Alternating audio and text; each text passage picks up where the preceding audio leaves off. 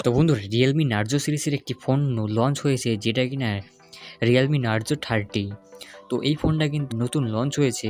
Narzo এই ফোনের specification আজকের এই ভিডিওতে বলবো, এই ফোনের কত প্রাইস হবে, কি প্রসেসরের সাথে আসবে এবং র্যাম রোম সব কিছু কিন্তু আজকের এই ভিডিওতে বলবো। তো চলুন শুরু করা যাক আজকের এই ভিডিওটি।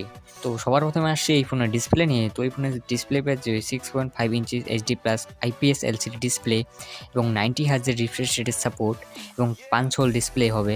এবং কথা বলা যাক এই ফোনের প্রসেসর নিয়ে। তো এই ফোনে মিডিয়াটেক হেলিওস Z95 প্রসেসর দেওয়া হয়েছে, যেটা কিনা গেমারদের জন্য হবে একটু ভালো, যারা গেমিং করে তাদের জন্য ভালো হবে। এবং সিপিইউ আছে এই ফোনে অক্টাকোর 2.05 GHz এবং জিপিইউ মেলিজি 76 এবং 12 nm এর প্রসেসর হবে। এবং এই ফোন দুইটা ভেরিয়েন্ট র্যাম রোম ভেরিয়েন্টে লঞ্চ হবে, যেটা কিনা 4GB RAM 64GB internal storage এবং এটার প্রাইস হবে 12,000 টাকার আশেপাশে।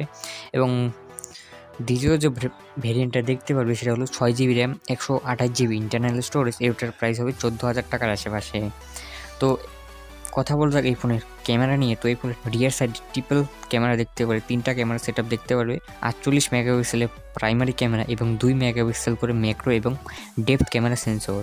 এবং এই ফোনে 4K ভিডিও কিন্তু রেকর্ড করতে পারবে। ফ্রন্ট ক্যামেরার কথা বলা যায় তো এখানে 16 মেগাপিক্সেলের ফ্রন্ট ক্যামেরা দিয়েছে এবং সেটা কিন্তু ওয়াইড অ্যাঙ্গেল লেন্সের সাথে আসবে এবং ফুল এইচডি রেকর্ড করতে পারবে ভিডিও।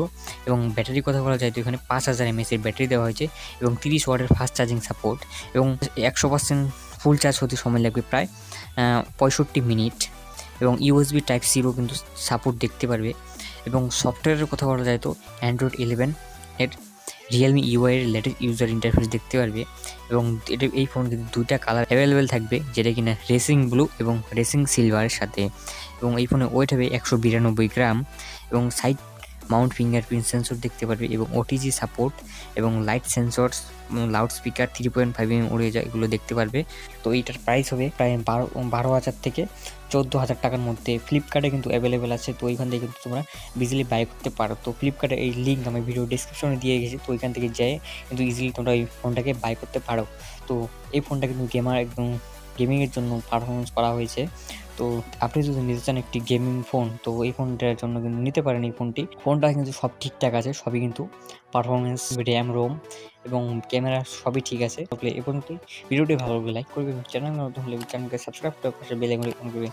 তো দেখা হবে একটা ভিডিও, ততক্ষণ ভালো লাগবে।